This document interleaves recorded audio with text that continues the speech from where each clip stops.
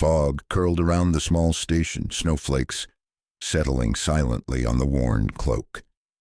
The giant rancher stopped, his eyes fixed on the still figure of a Comanche woman, her hand clutching an old leather pouch, as if holding tight to a secret she could never release. No words, no promises, only a quiet murmur, "Come with me." And from that moment, between the cold of white snow and the warm glow of the fire in a wooden cabin, two imperfect souls found each other, in a place where no one had to leave until they were ready to let go. Part 1. 2 cups of coffee and an empty chair. Mornings on the Wyoming high plains often arrived later than the clock suggested. Before true light spilled into the valley, only a thin, cold haze slipped through the cracks in the window, brushing over the worn wooden boards. In the small kitchen, the rasping of a hand-cranked grinder was the only sound breaking the blanket of silence draped over the house. Elias Crowder kept turning the handle at a steady pace, each rotation unhurried, as if the time inside these 4 walls had nothing to do with the rhythm of the world outside. On the table sat 2 chipped porcelain cups, placed half an arm's length apart, one before Elias, the other before a chair no one had occupied in years. The glaze had faded, the bottoms ringed with dark coffee stains like a succession of winters. He poured hot water from a blackened iron kettle. Steam billowed upward, forming thin ribbons of vapor that dissolved into the pale daylight beyond the window. The narrow kitchen held rough-hewn wooden furniture worn down at the edges, every scratch older than a harvest. On the shelf, the sugar jar was half full beside a tin of salt hardened in the corners. Wind seeped through the doorframe, carrying the smell of snow and damp earth, making the flame in the stove tremble. Elias didn't turn. He knew that wind well. It was a sound that spoke of emptiness, more than any words could. Opposite him, the empty chair faced the window, angled towards the eastern slope. Its armrests had been polished smooth by hands, resting there on hundreds of mornings. Now only the trace of those hands remained. And the way Elias set down the second cup, so softly it barely made a sound. He sat, cradling his own cup, letting the heat slip between his calloused fingers. His gaze lingered on the untouched cup, steam curling upward, mingling with the breath he had just released. To anyone else, it might have looked like a meaningless habit. To Elias, it was an invitation never answered, and never refused. The morning light grew stronger, angling through glass dulled by last winter's salt stains. It slid across the table, pausing on a deep groove in the wood, the spot Elias's hand found unconsciously every day, as if testing whether time had worn it smooth. It hadn't. Like the things he carried inside, it remained unchanged. No matter how still and quiet he kept himself. Outside, the wind shifted, whistling longer through the doorframe. Elias's eyes drifted toward the wall where a woman's coat still hung. The faint scent of old lavender seemed to cling there, mingling with the aroma of fresh coffee. He narrowed his eyes not against the light, but against a memory slipping into the empty space in his mind.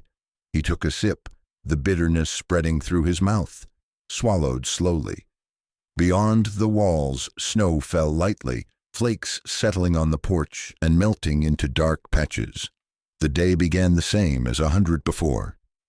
Yet somewhere deep inside, something stayed taut, guarded, as if ready to raise a wall at the slightest knock. And though no one ever answered, Elias kept the second cup where it was, letting the steam rise, a quiet reminder that there was still room in this house, if someone dared to step in. Part 2. The Coat That Was Never Worn. On the wall opposite the table, just above a low wooden cupboard, hung a woman's coat the color of faded chestnut. Its shoulders had paled, the collar still edged with fine down-turned yellow with age. At a glance, it was simply a forgotten garment. But when morning light crept through the window and settled into each fold, the coat seemed to rouse, holding on to the warmth of a winter long gone. Elias had never touched it, not out of fear it might tear, but because touching it would let loose memories like a flood no dam could hold back. He had left it hanging in that spot from the day he brought it home.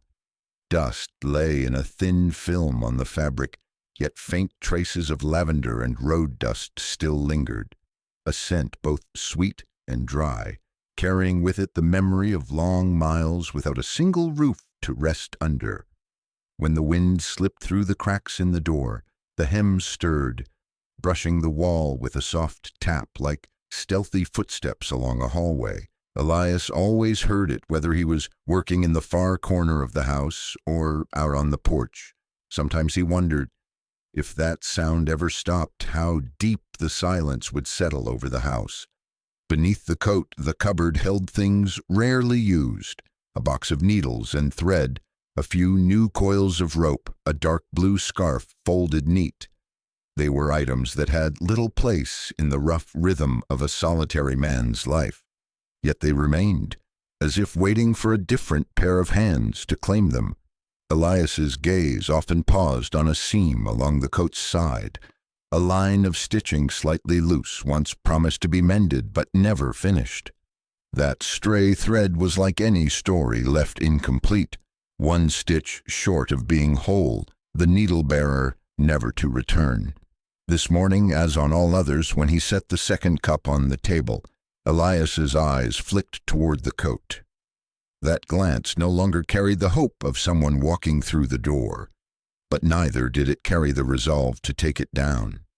It was as if he kept a place in his heart, neither open nor locked. Outside, a distant grouse call pulled him back into the present. He drew in a slow breath, coffee mingling with the faint lavender. For a few heartbeats, the two scents tangled, and it felt as though the kitchen held another presence. He knew it was only a passing illusion, but he let it stay a moment longer before standing to begin the day's work. Part 3, the small station on the snow trail. The town station sat quietly by the snow-covered trail, its clapboard siding weathered to a dull gray, crisscrossed with cracks like the deep-set lines on an old face long used to standing in the wind. The pitched roof jutted forward, catching the morning fog and letting it bead into frozen droplets along the edge of the shingles. Elias Crowder stepped down from the freight car, his high boots pressing deep into the thin crust of snow with a dry, rasping crunch. A heavy sack of salt rested across one shoulder, its mineral scent faint in the cold air. In his other hand he carried a neatly coiled rope, the rough hemp rubbing warmth into his palm against the bitter chill. He walked slowly, the gait of a man long accustomed to finding no one waiting at the end of his road. Snow clung to the edges of the platform, trodden into dark streaks that exposed the wood beneath. A north wind threaded through the open space, snapping at the tarp that covered crates stacked against the wall. Somewhere beyond, the fading wail of a departing train drifted into the hollow of the valley, leaving behind a silence that felt thick enough to touch. Townfolk moved past, scarves pulled high, heads bent to keep the wind from their faces. They cast Elias a brief glance, a nod at most, before moving on. Around here, everyone knew him, but not because he was friendly. He was simply the man who rarely spoke, who asked nothing of others. His presence was as familiar and as overlooked as the old support post on the station porch, always there, never inviting pause. Elias followed the line of freight crates, his breath forming steady white clouds. Frost brightened the heads of the nails on the wooden siding. A few weathered signs swung on loose hooks, clapping softly in the wind.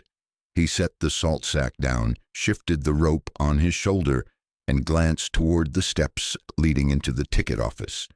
The door was pulled nearly shut, a thin seam of yellow light spilling out, carrying with it the smell of pipe smoke and burning pine. From somewhere at the far end of the platform came the metallic clang of a hammer, the steady beat of someone locking a wheel brace. But Elias's steps slowed. Something in the far left corner of the platform caught his eye, drawing him off his course. His grip on the rope tightened without thought. He couldn't see it clearly yet, but the air there felt different, thicker, quieter, as though snow and sound alike had chosen to fall still in that small space. He stood for a moment, filling his lungs with the knife-edge cold before crossing toward it, each footfall sinking into the soft snow like he was treading the thin line between the ordinary and whatever was about to change. Part 4. The Woman on the Bench. Beneath the shelter of the overhanging roof, where the cold bit a little less sharply, a dark wooden bench sat against the station wall. On it, a Comanche woman sat motionless. Her posture wasn't one of rest, but of someone drawing herself inward, holding onto the last of her warmth. A deerskin cloak the color of red earth draped to her ankles, its beaded trim, once bright, now dulled with road dust and clinging snow. 2 thick black braids fell over her shoulders and down her chest, threaded here and there with worn strands of colored fiber. The dim winter light slipped over each strand of hair, revealing tiny frozen crystals caught between the dark strands like specks of glass. Her feet, wrapped in beaded moccasins, were set close together on the wooden boards. A crust of dried mud still clung to the toes, proof of a long road recently ended. A gust of wind swept across the platform, stirring the hem of her skirt, sending fine flakes skittering. She didn't move. It was as if each motion was measured, stored for when it truly mattered. Her gaze pointed toward the rails, not searching, not waiting, not even listening for the iron wheels. It was a look that seemed to pass through everything in front of her, fixed instead on some far-off place, farther than Wyoming, farther than the mountains that fenced the horizon. Now and then her eyelids drifted down, as though the pictures in her mind were sharper than the snowbound world around her. No one on the platform came near. A few passers-by stole quick glances, then turned away. Her presence, wrapped in silence and frost, felt like a boundary marker no one wished to touch. Elias stood a few paces away, close enough to see every small detail. The stray thread of green tangled in her braid, the long scratch in leather draped over her shoulder. For a moment he wondered where she had traveled from, and what had led her to sit here in a strange town on the coldest winter morning yet. But the question stayed in his mind, it never reached his lips. The wind shifted again, bringing the rail's metal bite to the back of his neck, reminding him that the space between them was not yet one to cross. Part 5. The hand holding the leather pouch. The station master, a thin old man with his cap pulled low over his brows, leaned in the doorway. When he saw Elias pause, he spoke just loud enough for the wind not to steal the words away. Been sitting there since last night. No ticket, no papers. Best not get involved. Elias didn't answer. His eyes had already settled on the woman's hands. They emerged from the sleeves of her cloak, knuckles pale, the skin tinged with blue from the cold. But it wasn't the cracked skin or the tremor in each finger that held his gaze. It was the way those hands clutched a small leather pouch. It was made of tanned deer hide, darker than her cloak, the surface scuffed but mended with careful linen. Stitches! The drawstring was worn smooth at the knot, polished from being gripped too often. She kept it pressed close against her hip, one hand wrapped around it, her thumb idly stroking a seam the way someone might touch something irreplaceable. Elias knew the difference this way. This wasn't the hold of someone afraid to lose an object. It was the hold of someone afraid to lose the only thing they had left. In the thin white plume of her breath, he caught a glimpse of dirt caught under her nails, the dry, reddish tone of southern soil. A sudden gust lifted the edge of her cloak, revealing the lower hem of the pouch. There, embroidered in red thread, was a roughly circular design, perhaps a family sign, perhaps a private pattern whose meaning only she knew. Elias let his gaze linger longer than he meant to, until she leaned slightly away, drawing the pouch closer. The movement was slow but deliberate, like raising an invisible fence between them. And in that moment he felt the wall of caution around her, as solid as the cold settling into the station boards. The station master coughed and retreated inside. Elias remained where he was, watching those slender but unyielding fingers stay locked around the pouch. He understood to make someone release such a thing, even for an instant, would take more than an invitation or an act of kindness. And this morning, he didn't have that yet. Part 6. The Wall of Silence. Elias took one more step, the sound of his boot sole pressing into damp snow sharp as old wood cracking underfoot. She didn't look at him, but her body angled ever so slightly away, enough to keep the distance between them exactly as it had been when he was farther off. There was no haste in it, no fear, only the reflex of someone long practiced at sidestepping anything that tried to come closer. A wind rose from the rails so cold it sent a sting deep into his nose. It carried with it the metallic bite of rusted iron, the tang of machine oil in the fog, and somewhere underneath, a trace of coal smoke from the freight car that had just departed. In that air, he noticed her breath. Thin, pale ribbons, steady but short, the pattern of someone carefully holding themselves in check. For a moment, the platform was empty. From far off came the slam of a warehouse door, echoing once before sinking back into stillness. He could see her shoulders rising slightly beneath the heavy cloak, her hand unmoving on the pouch, thumb curled in as if hooked into its edge. That posture didn't waver even when the wind gusted hard, as though everything else could shift except what she was holding. Elias stopped altogether. His eyes rested at the level of the hair falling forward, where a few snowflakes clung to frayed threads of colored fiber. In the quiet, he could feel the wall between them, not built from wood or stone, but from the miles she'd walked alone, from the scrutiny of strangers' eyes, and maybe from the hands that had once reached toward her only to be pulled away. A wagon rattled along the main street, distant but enough to draw her gaze. It was the first time he saw her eyes up close, dark and deep, with a thin sheen like ice across a lake. Not hostile, but utterly unwelcoming. The glance brushed over him and returned to the tracks, as if he were nothing more than another passing shadow. He said nothing. Opening with hollow pleasantries would only make that wall higher. So he stayed still, letting the wind and the faint clang of a signal chain against a post fill the space. A plume of smoke drifted from the station chimney, sliding across the roofline to curtain them for a few seconds before dispersing. When it cleared, Elias was still there, and so was she. The distance had not changed, but for a moment he thought he saw her hand loosen on the drawstring. Only half a beat, then tighten again. A movement so small it could have been missed, but to Elias it was like the briefest slit of light appearing in a wall thought to be sealed shut. He didn't step forward, nor did he turn away.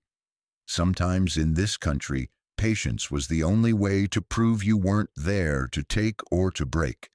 And on this morning, in the cold that cut to the bone and the silence heavy as iron, patience was the only thing he could give her. Part 7. The Memory of a Snowbound Night. On the ride back, the trail stretched between two walls of snow higher than the wagon wheels. Elias held the reins in his hands, but his mind didn't cling to the rhythm of his horse's hooves. A wind from the mountains brought with it a dry, cutting chill that stung his skin. Yet it wasn't today's cold that weighed his shoulders down. It was the image of the woman curled on the station bench, clinging to that leather pouch, that followed him like a shadow. He knew that posture, knew that stillness wasn't the ease of rest, but the final thin thread of will in someone who'd spent all their strength. Each pause between gusts of wind tapped against his memory, dragging him back to a snowbound night long past, one that had never left him. That year he'd stood at the station too. The yellow glow from the oil lamp inside the waiting room couldn't push back the cold, white glare of the winter night. The little roof above the platform shuddered in the wind, and the snow on his shoulders grew heavier with every hour. He had been waiting for someone who had promised to come, and never did. At first he'd kept imagining the sound her steps would make on the wood, how her smile would bloom in the mist of her breath. But as his legs went numb, those thoughts cooled like ice forming on the lamppost. He stayed there alone, among the fading squeal of steel wheels and the silence pressing in from all sides. Tonight, with her image in his mind, he realized something.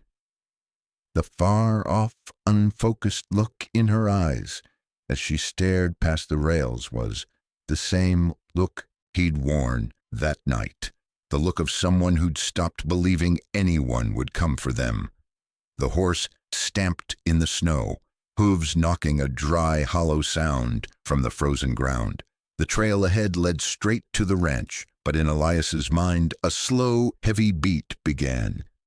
If no one had been there for him that night, perhaps he wouldn't still be here to remember it now. He eased back on the reins, watching the flakes drift down through the gray sky. The thought of turning back started small, as faint as the warmth in his sleeve. But the more he thought on it, the sharper it became. And when his horse's breath swelled into clouds around its muzzle, Elias knew he couldn't just ride past that image and let it melt away like cold in the wind. Part 8. The Stranger's Coat. That night, the wagon wheels hissed over a skin of ice, then fell silent. The horse blew a spray of white from its nostrils, impatient at the reins holding it still. Elias kept it in place, standing in a wide, silver-gray stretch of sagebrush draped with snow like the backs of sleeping sheep. Above, clouds gathered into a cold sheet of wool, pressing the early shadow closer to the ground. Everything seemed calm to the point of cruelty, as if the world didn't care whether a man turned back or carried on. He remembered the night when the snow had risen higher than his knees. Wind had hammered the station roof, setting the oil lamp swaying, its glow knocking against the wooden wall like a lost bird. He'd stood in that wind until his knees went senseless, his fingers stiff, the joints clicking from the cold. The last train had passed, pulling a ribbon of lit windows, rolling houses full of faces that turned toward him, then away, the way they always did. He had nothing to trade for a look that stayed, except the sound of his own name muttered into the wind so he wouldn't lose it. When he'd thought he would freeze there, a heavy coat had dropped across his shoulders. No warning, no, here you go, no, take this. Only the warmth seeping into his neck, the smell of damp wool and wood smoke clinging to the collar. The man who gave it was taller by half a head, beard salted white, eyes weathered like cracked stone. He set a hand on Elias's shoulder, solid, anchoring, for the span of one heartbeat, then walked away, disappearing into the wind as if through another doorway. Elias hadn't followed, hadn't asked his name, hadn't managed a thank you. But the cold had receded inch by inch, like tide withdrawing from rock. When he left the station, the coat sat on his shoulders like a quiet truth. You haven't been left behind. That truth outlasted any promise. It didn't need the giver to return to stay true. Wind stirred again over the high plains, brittle pine boughs clacking together. Elias lifted his collar, breathing deep the scent of horsehide and warm sweat. The image of the woman on the bench flashed sharp in his mind, her thumb tracing an old seam in the pouch the way someone might touch the last shoulder they'd ever leaned on.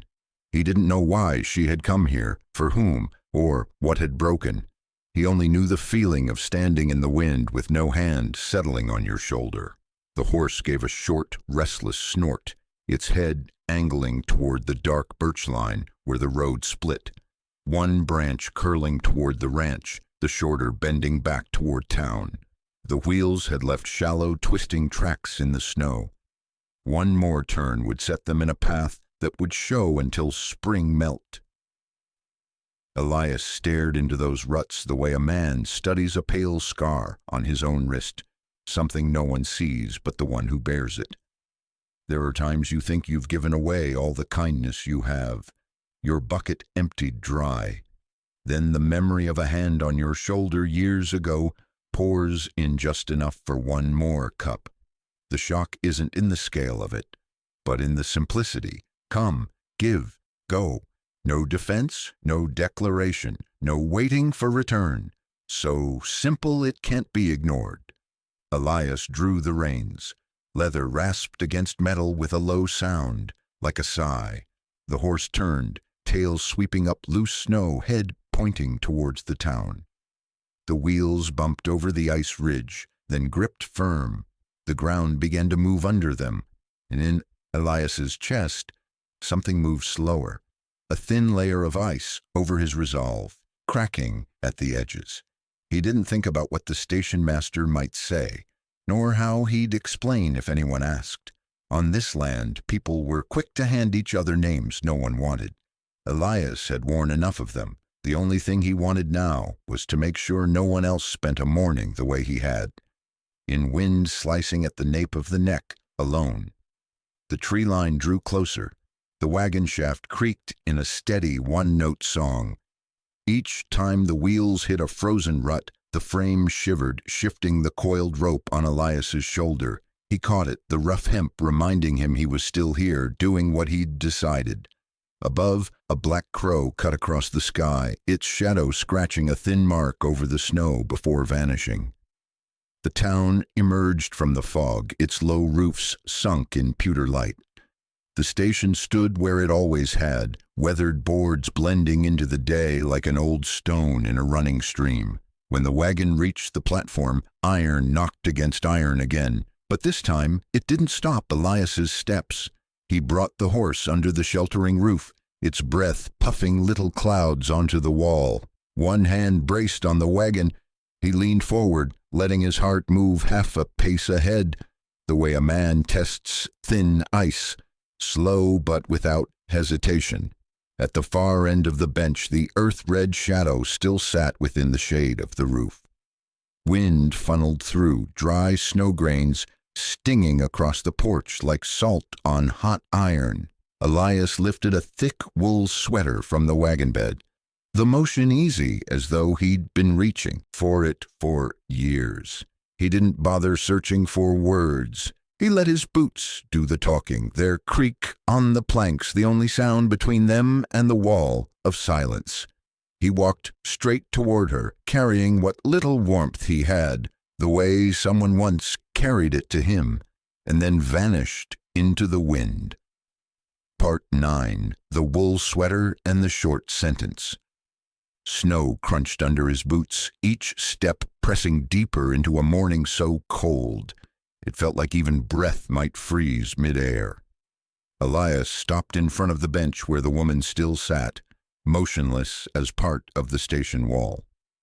Beneath the wide brim of her hat, her eyes flicked toward him for the briefest moment before returning to the empty space ahead. But her fingers tightened on the leather pouch, just once, like the reflex of a cornered animal. He said nothing at first. Bending down, Elias laid a thick wool sweater gently across her shoulders. Its ash gray stood out against the earth-red deerskin cloak, like a low cloud dropping to shelter a sliver of rare sunlight. At first, her shoulders stiffened, the slightest start running through her frame. But after a few seconds, when the wool's warmth began to seep through, the hand clutching the pouch slowly eased.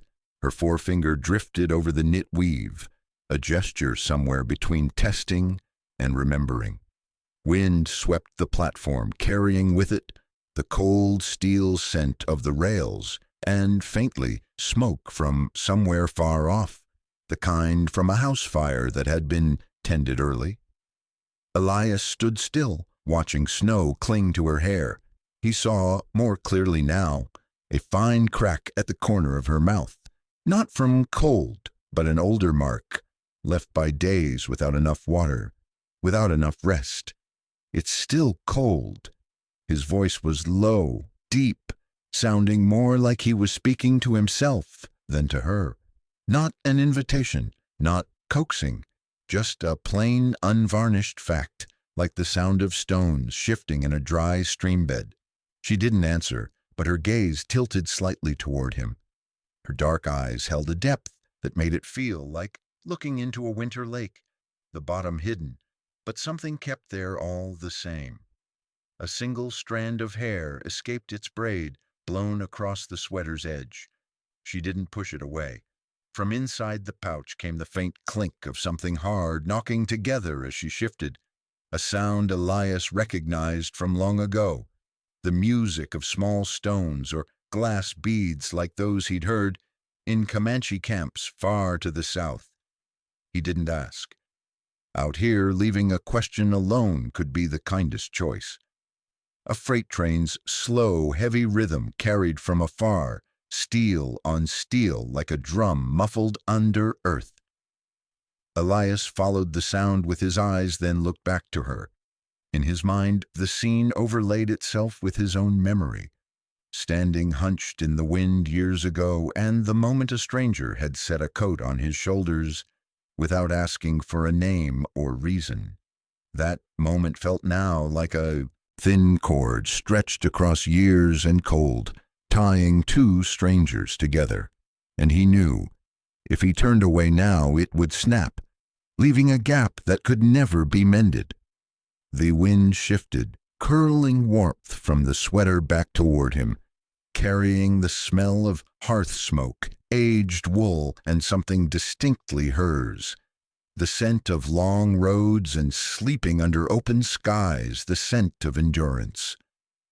Elias dipped his head slightly, as if that earlier "it's still cold" had been an unspoken agreement they both understood, each in their own way.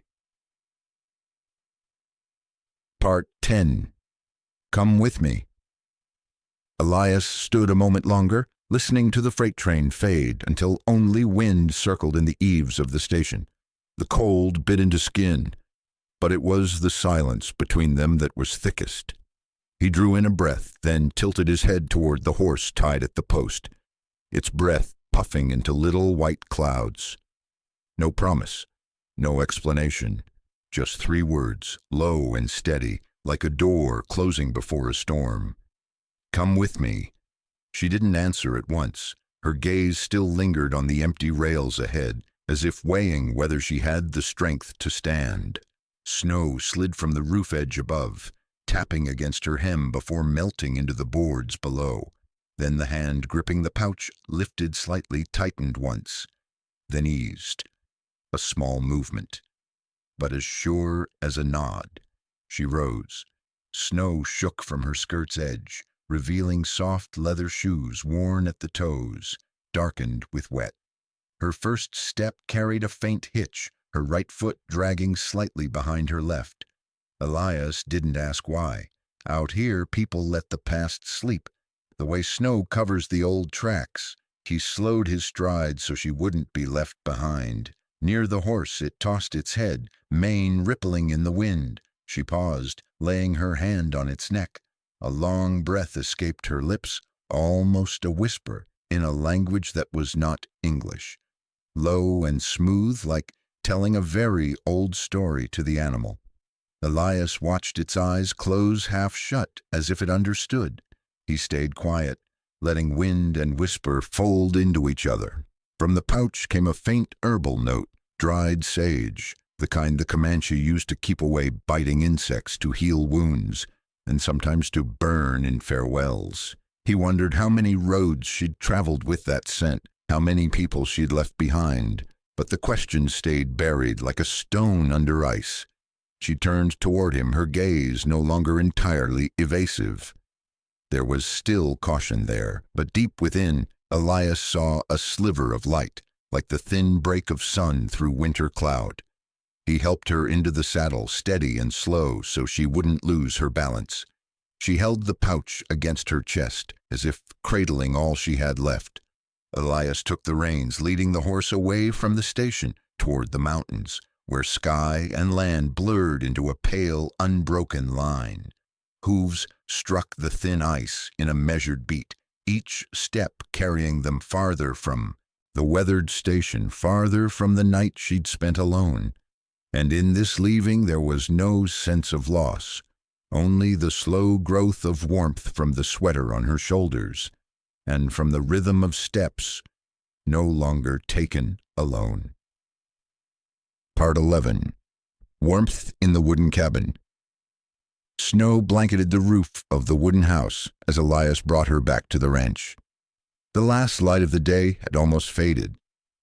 Only a thin streak of rose lingered along the horizon, mirrored in the ice, clinging to the fence rails. Wind whistled through gaps in the walls, carrying the faint rattle of dry branches knocking together. Elias pushed open the door, and the scent of dry pine and old hearth ash came out to meet them. The cabin was tidy, but carried no breath of company. Table corners without fresh hand marks, coat hooks on the wall hanging empty. He set his gear down and gestured for her to step inside. She stood at the threshold, her gaze circling the room once. It wasn't the curious glance of a stranger, but the measuring look of someone asking herself whether the place was quiet enough to stay. Elias lit the fire.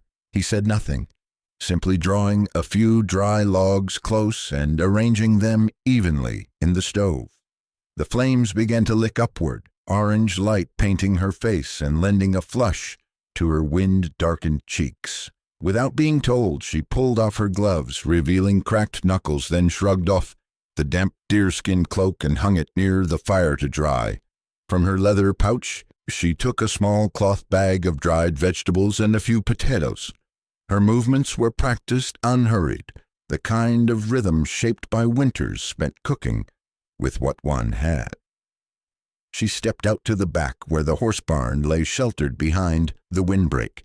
Elias's mare lifted her head when she saw the woman, ears pricking forward. She walked up, laid her palm on its muzzle, and stroked slowly down the neck.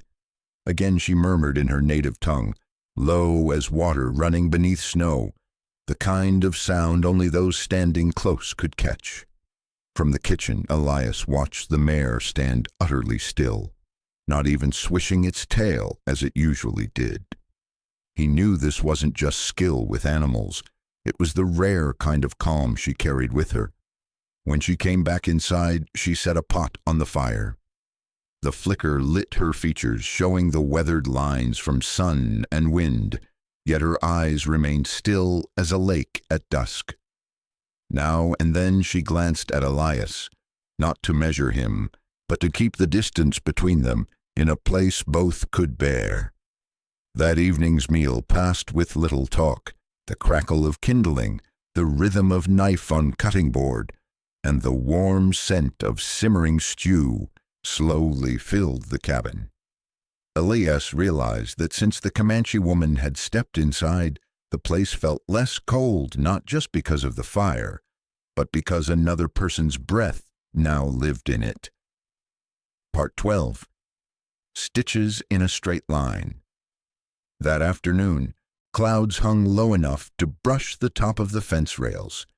The wind wasn't strong, but cut deep, carrying the scent of fresh snow from the far ridges. Elias came back after half a day in the fields, the saddle damp with frost. As he stepped onto the porch, he heard the soft, deliberate sound of a needle passing through leather. Quiet as a bird's wing skimming a still lake, he stopped, looking through the half-open door. She was seated near the window where the day's last light lingered, holding a length of dark thread, setting each stitch into the torn edge of the saddle. Every pass was even and firm, like footprints on untouched snow. Beside her, a tin of saddle oil lay open, its sharp scent drifting through the room. Elias leaned his shoulder against the frame, watching in silence. Something in her posture brought to mind frontier women, patient, unyielding, always with work in their hands, as a way to keep their thoughts from straying into loss. She didn't look up, though she knew someone stood there. Her fingers moved quickly, now and then, brushing a strand of hair from her brow with the back of her hand. The slanting light caught in the dust motes around her, holding the scene still for longer than it should have lasted. When the last stitch was done, she drew the needle out, knotted the thread neatly, and smoothed her palm down the repaired seam, a touch gentle as if calming an animal after injury. Elias stepped fully inside and lifted the saddle. Her stitching was not only strong but clean, the kind rarely seen in someone who didn't do it for a living. He set it back down without praise, without question. But his eyes lingered longer than usual, as though filing the image away. The cabin was quiet again, broken only by the wind slipping through the doorframe. Elias realized her presence didn't disturb much, yet it had threaded itself into every detail. The saddle, the fire, the horse in the barn, all had begun to adjust to a new rhythm. And in the back of his mind, a vague thought formed. Perhaps this winter would not be quite like the others. Part 13, The Cup of Herbal Tea. Rumors from town traveled up the mountain faster than any cold wind. A freight driver stopping for gas had let slip a few idle words about the Comanche woman in Elias Crowder's house. By late afternoon, they had swelled into longer tales, enough to make a curious soul want to ride up and see for themselves. Elias neither replied nor tried to snuff them out. He only stacked more wood in the rack, as if the warmth inside the house was the only answer that mattered. That evening snow drifted in lazy flakes beyond the porch, each one melting as soon as it touched the wooden boards. Inside, the stove glowed with deep red coals, the scent of burning pine mingling with a faint, clean thread of smoke. She sat near the hearth, still wearing her worn deerskin cloak, hands cupped around a steaming earthenware mug. The scent of dried sage rose from the tea, weaving through the smell of wood smoke, making the room feel quieter still. Elias came in, snow clinging to his boots, leaving wet marks on the floor. He pulled off his gloves and hung them on a peg without a word. Only the wind outside and the small pop of burning wood filled the silence. He noticed the cup in her hands, the liquid a clear gold under the firelight. She sat without shifting, her gaze neither avoiding nor seeking him out. After a while, when he'd taken the chair near the stove, she poured more tea into her cup, then, without looking, poured into a second and slid it across the table toward him. Elias took it. Steam clouded his vision for a moment, and the smell of sage stirred something far away. An autumn evening, when his mother had brewed the same tea to ease his cough. They didn't speak, just two people, 2 cups of tea, and a stretch of silence long enough to soften the edges of those first guarded days. It was the first time since she'd stepped inside that she had given him anything. Not an explanation, not a promise, just a cup of tea. Elias took a sip, letting the warmth settle deep in his chest. He didn't look at her, but he knew. The gesture, small, ordinary, carried more weight than any spoken thanks. Part 14. Here no one has to leave? Elias leaned back in his wooden chair, the cup still warm in his hands. The fire had sunk to embers, glowing dark red and flaring only when a log split in two. Across the table she sat with her shoulders slightly bowed, holding her tea as if it were something she needed time to believe was hers. He set his cup down, carefully, as if a sudden noise might break the fragile stillness in the room. His eyes found hers, not searching, not demanding, just the look of someone who had begun to understand a story he'd never been told. "Here?" He paused, letting the warmth in his chest carry into the words. "No one has to leave if they don't want to." She didn't answer. Her dark eyes stayed fixed on the fire as if she might find her reply in the fading glow.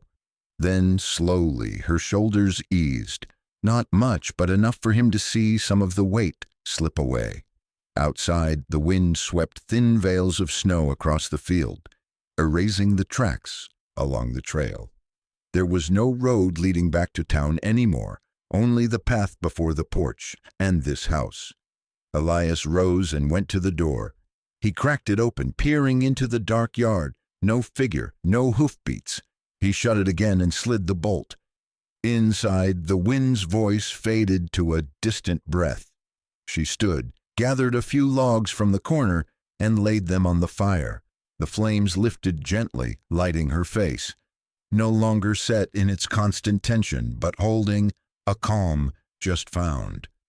They sat again without speaking. Only their breaths mingled in the scent of tea and burning wood. In this place there was no need for oaths, no need for the past to be made clear. It was enough to know that at least tonight no one would be leaving. Under the flicker of firelight and the soft wind threading through the valley, they sat side by side, needing no many words, making no promises, and in this wide land where snowstorms could erase every trail, the presence of another soul, steady and silent, was the most precious thing of all. The story of Elias and her was not one of battles fought or victories won, but of the small fractures in the human heart slowly mended piece by piece through each quiet gesture, each pause of mutual understanding. They were not perfect, but they were kind enough to choose to stay, and brave enough to welcome healing from the simplest of things. And you, in your busy, demanding life, have you ever felt the power of silence and patience? Some people pass through our lives like a gust of wind, yet leave behind a warmth that lingers longer than any words. If this story has reached you, share your thoughts about the moments of silence that have changed the way you see the world. Do you believe that sometimes, without many words, a single, small act can be enough to bridge the distance between hearts? Leave a comment so we can remember together that in this vast world, anyone can find a place to belong, with just a little kindness and the patience to wait for one another.